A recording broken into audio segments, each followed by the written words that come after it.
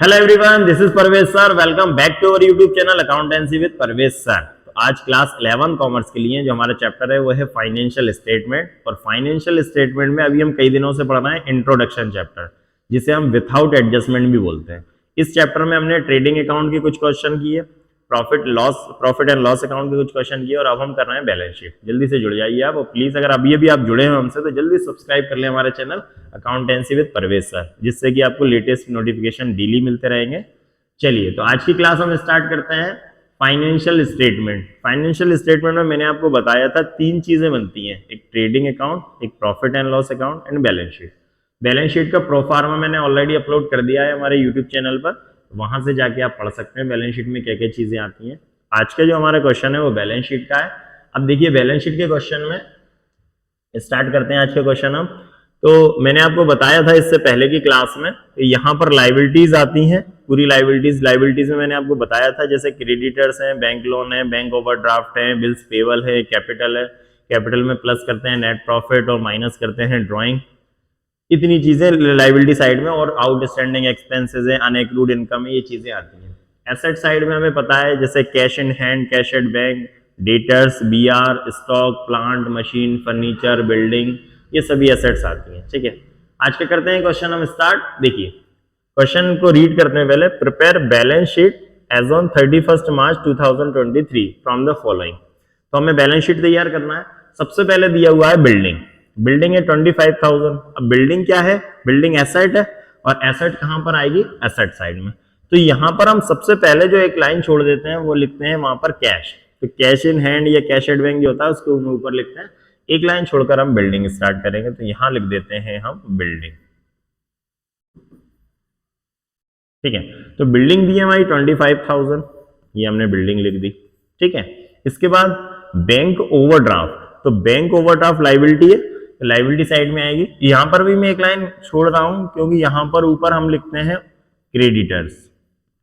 तो bank overdraft, तो जो बैंक ओवरड्राफ्ट है वो कितना है? 2500। तो हमने 2500 लिख दिया। ठीक है, इसके बाद बैंक ओवरड्राफ्ट का क्या दिया हुआ है? Closing stock 2000। क्लोजिंग स्टॉक कहां पर आएगा? एसेट में। तो यहां लिख देंगे हम closing stock. Closing stock, closing stock दिया है हमारा 2000, यहां लिख दिया हमने 2000। ठीक है, इसके बाद क्रेडिटर्स हैं 4000। अब क्रेडिटर क्या होता है? लाइबिलिटी। लाइबिलिटी साइड में आएगा, मैंने बोला तो सबसे ऊपर लिखते हैं हम क्रेडिटर्स को, क्रेडिटर्स लिख देते हैं। ठीक है, तो क्रेडिटर्स हैं 4000, यहां पर हम 4000 क्रेडिटर्स आ गए लाइबिलिटी साइड में। क्रेडिटर के बाद है cash in hand. Cash in hand, तो कैश इन हैंड एसेट है, एसेट साइड में आएगा, तो यहां पर लिख देंगे हम कैश इन हैंड। ठीक है, कैश इन हैंड 1500। ठीक है, इसके बाद नेट प्रॉफिट दिया हुआ है 8000। ये नेट प्रॉफिट का क्या करते हैं? नेट प्रॉफिट को प्लस किया जाता है कैपिटल में। तो सबसे पहले हमें इस नेट प्रॉफिट को कैपिटल में प्लस करेंगे, तो कैपिटल दी हुई है हमें नेक्स्ट में, तो हम पहले कैपिटल लिख लेते हैं। ठीक है, यहां पर लाइबिलिटी में आएगी कैपिटल। कैपिटल दी हुई है कितनी? 37,500। ठीक है, 37,500 कैपिटल में हम नेट प्रॉफिट जो दिया हुआ है उस नेट प्रॉफिट को प्लस करते हैं, और अगर नेट लॉस दिया होता तो उसको माइनस कर देते हैं। ठीक है, तो प्लस कर देते हैं यहां पर हम नेट प्रॉफिट। नेट प्रॉफिट, तो नेट प्रॉफिट कितना दिया हुआ है? 8000, यहां पर हमने 8000 को प्लस कर दिया।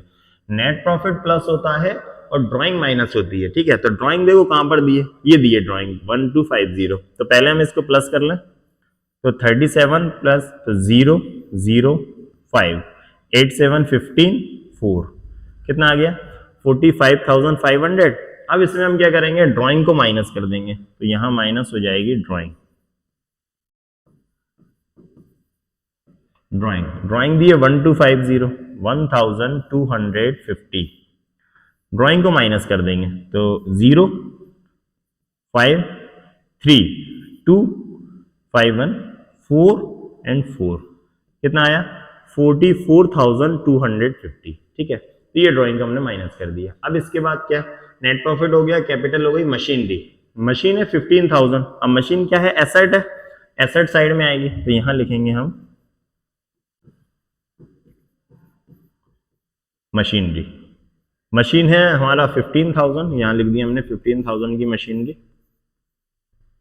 ठीक है, इसके बाद मशीन के बाद है बिल्स रिसीवेबल। ये जो बिल्स रिसीवेबल होते हैं वो एसेट है, तो वो एसेट साइड में आएंगे, यहां लिख देंगे हम बिल्स रिसीवेबल। तो बिल्स रिसीवेबल कितना है 1500, 1500, ये लिख दिया हमने बिल्स रिसीवेबल। इसके बाद ड्राइंग दी है, ड्राइंग हमने माइनस कर दी ऑलरेडी, कैपिटल से माइनस होती है ड्राइंग, तो हमने माइनस कर दी। डेटर्स हैं 6000, डेटर एसेट है, एसेट साइड में आएंगे, तो डेटर 6000 यहां लिख देंगे हम, डेटर 6000 यहां आ जाएंगे। ठीक है, डेटर्स के बाद है bills payable. Bills payable liability है और लाइबिलिटी साइड में आएंगे, तो बिल्स पेबल 1000 है, यहां लिख देंगे हम बिल्स पेबल। तो बिल्स पेबल कितना है 1000, यहां लिख देंगे 1000। ठीक है, बिल्स पेबल क्या, फर्नीचर 750। अब फर्नीचर क्या है, एसेट है, एसेट साइड में आ जाएगा फर्नीचर। फर्नीचर है 750, 750 रुपए, तो यहां लिख दिया हमने 750 रुपए। ठीक है, इस तरह से ये क्वेश्चन हमारा कंप्लीट हुआ। अब हमें लगाना है टोटल। तो बैलेंस शीट का आपको पता है, बैलेंस शीट का दोनों तरफ का टोटल इक्वल आता है, लायबिलिटी और एसेट्स इक्वल आती है, तो टोटल लगा लेते हैं हम सबसे पहले। तो चलिए, तो पहले टोटल लगाते हैं 0, ठीक है, फिर 0 0 5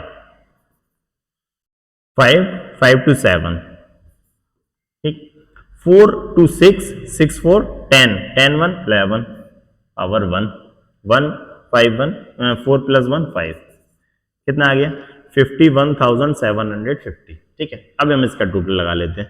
तो 0 0 0, ठीक है, फिर 0 0 0 5, ठीक, 5 5 5 10 10 7 70 power 1 2 5 to 7 7 to 9 9 5 14 15 15 6 21 21 1 power 1 2 2 to 4 4 1 5, कितना आ गया 51,750, मतलब 51,750 रुपए बैलेंस शीट का टोटल आ गया हमारा। ठीक, तो जितनी एसेट लाइबिलिटीज होती हैं उतनी ही एसेट्स होती हैं। बैलेंस शीट का मतलब होता है कि बैलेंस शीट का कॉमर्स के बारे में कहा भी जाता है, कॉमर्स के स्टूडेंट से कहते हैं क्या तुम्हारी बैलेंस शीट टैली हो गई, तो क्या हमारी बैलेंस शीट टैली हो गई, हाँ बिल्कुल हमारी बैलेंस शीट टैली हो गई है, लाइबिलिटीज का जो टोटल है वो एसेट्स के इक्वल आ गया है।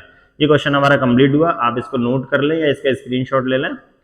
चलिए, तो इस तरह से बैलेंस शीट बनती है। मैंने आपको कुछ क्लासेस में, इससे पहले की जो क्लास थी उसमें पहले मैंने आपको ट्रेडिंग अकाउंट बनाया, फिर मैंने आपको प्रॉफिट एंड लॉस अकाउंट बताया, और फिर हमने बैलेंस शीट के कुछ क्वेश्चन किए। इससे क्या हो गया, इससे हमें सभी के सेपरेट सेपरेट फॉर्मेट याद हो गए। जैसे आप पहले ट्रेडिंग अकाउंट की वीडियो देखेंगे तो आपको ट्रेडिंग का फॉर्मेट याद हो जाएगा कि ओपनिंग स्टॉक कहाँ आ रहा है, सेल्स कहाँ आ रही है, परचेस कहाँ आ रहा है।